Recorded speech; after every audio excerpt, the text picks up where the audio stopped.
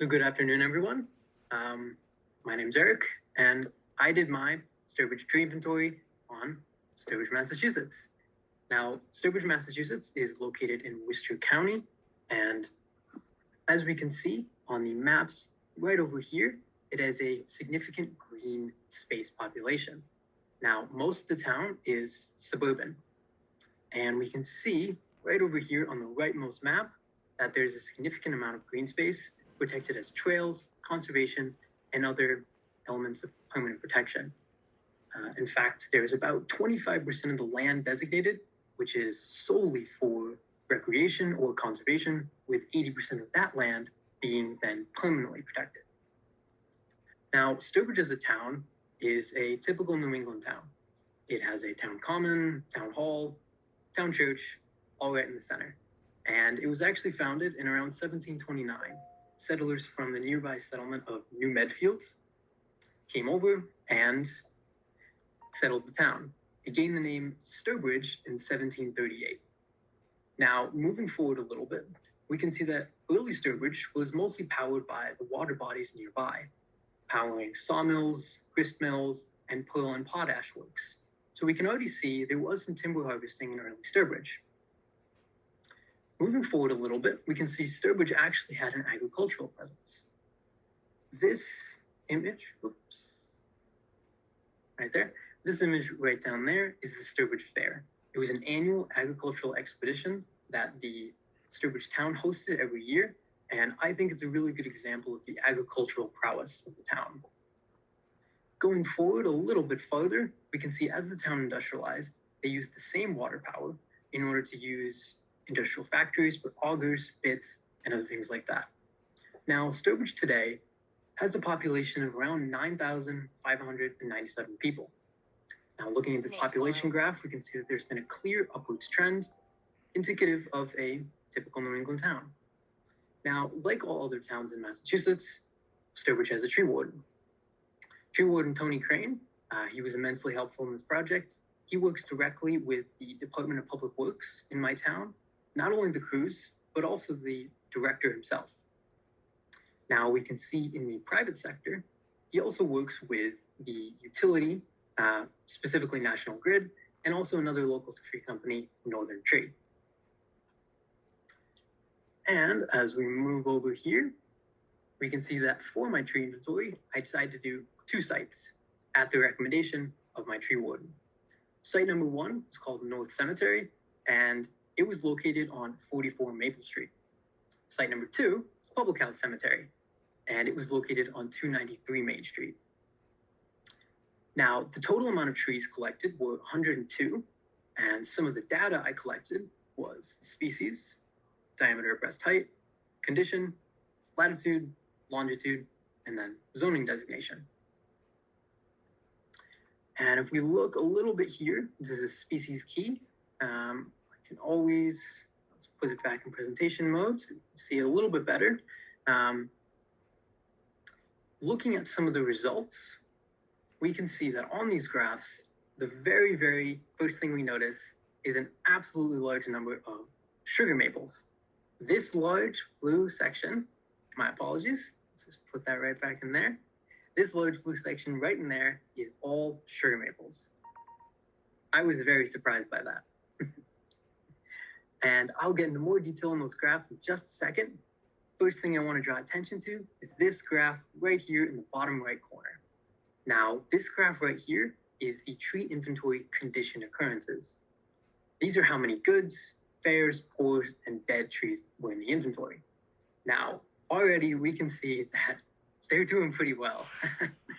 71 of the trees out of 102 were rated good. In fact, that's not too uncommon. Now, while the urban environment has soil compaction, alkalinity, and lack of nutrients, the cemetery sites were not exposed to the same stressors. In fact, they often had quite wide open spacing. They had a good amount of lights, and they had enough room to grow. So overall, we can see a lot more of a healthy population of trees. However, not all is well. Jumping over here in the top right to our key findings, we can see site number 1 has a large percentage of sugar maples. In fact, 70% of site number 1 was sugar maples.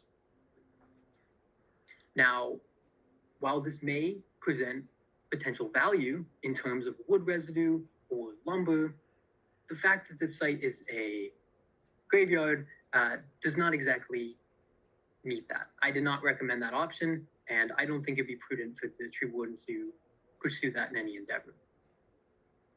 Now, the second thing we can see is that the overall tree population is aging. So if we look down here, my apologies. If we look down here at the very bottom of the graphs, right over here to the left, we can see the diameter of breast height stratified into different classes. Now, my inventory is right here in the blue bars, and the ideal, as per our lectures, is in the red.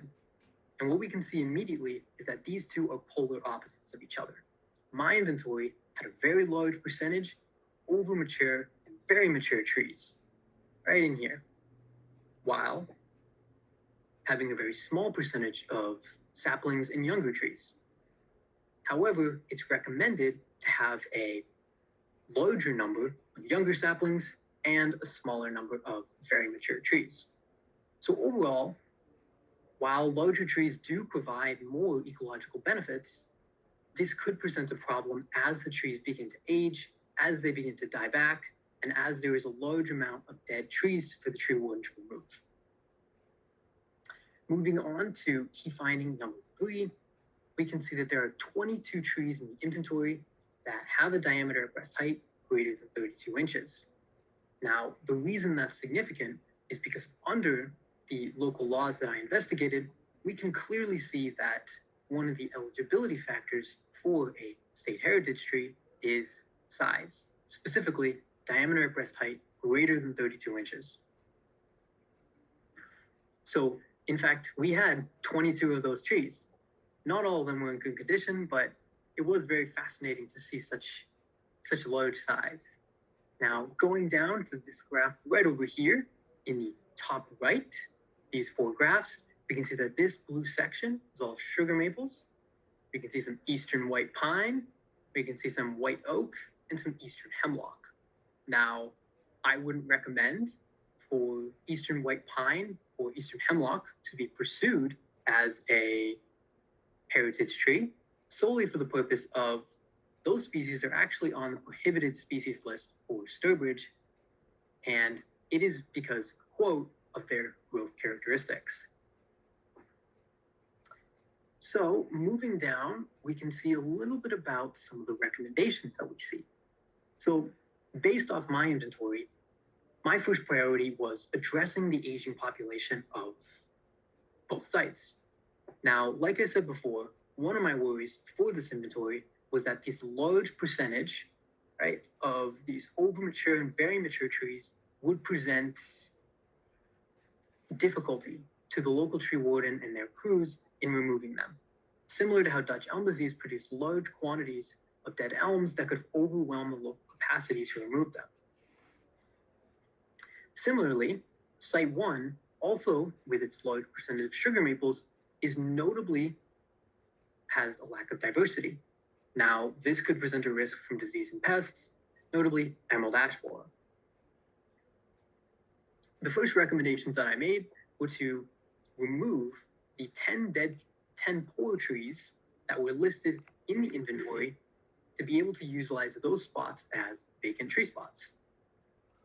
Now, along with that, I also recommended planting more saplings.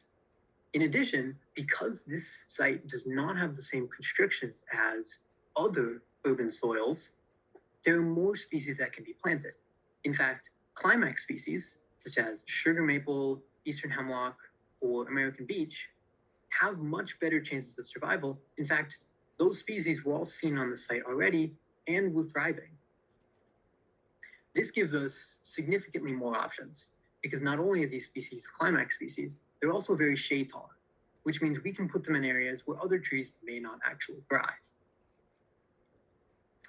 Now, moving down here, we can see that because of the nature of the sites, we can see there is no concern for soil compaction or disturbance. Considering that the sites are cemeteries, I was concerned that the digging of graves, severing tree roots would be a problem.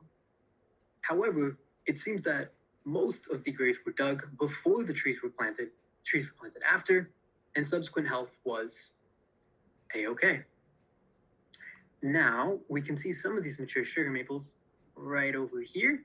In fact, this one, the top image, it's a little bit difficult to see, but that mature sugar maple, its roots are actually lifting up one of the stones lining a plot in the cemetery. I thought that was absolutely fantastic. And then right down here, we have one of the trees that I did a tree risk assessment for. This mature sugar maple was located right next to a utility line, and there is significant dead wood in the central trunk. There was actually saprophytic fungi at the base of the trunk. Exciting for me because I love mushrooms, but not in this case. So that tree did have some problems that likely stemmed from improper utility pruning, leaving large wounds in the trunk and allowing disease and then fungi to infest the trees. Now, that pruning was done by National Grid, and in fact, National Grid has established in their maintenance division a hazardous tree division as of 2020. So hopefully that will help prune these trees in a more effective manner. Now, overall, before I finish up, I'd like to point out the inventory species composition once again, highlighting once again that we have far too many sugar maples. Actually, I take that back, just a lot of sugar maples. And we can see a very large diversity of species in the other sections. Now, it is very likely that these sites were not specifically planted. At least site number 1 was planted, and site number 2, Public House Cemetery, was likely simply trees that were left over and that grew there through natural processes, were not planted. Now, in site 1, the sheer abundance of sugar maples makes the prospect that it was natural fairly unlikely. In addition, there were saplings that were planted that still had the nursery tags on them. So clearly, there is an effort to plant there as well. And with that, I will address my works cited. I used plenty of local documents to help put this all together. It was extremely fun. I did enjoy it. I would like to take this opportunity to thank Tony Crane, my local tree warden. And of course, I would also like to thank all my professors here for the wonderful lectures. It's been very nice. Thank you. Nice job, Eric.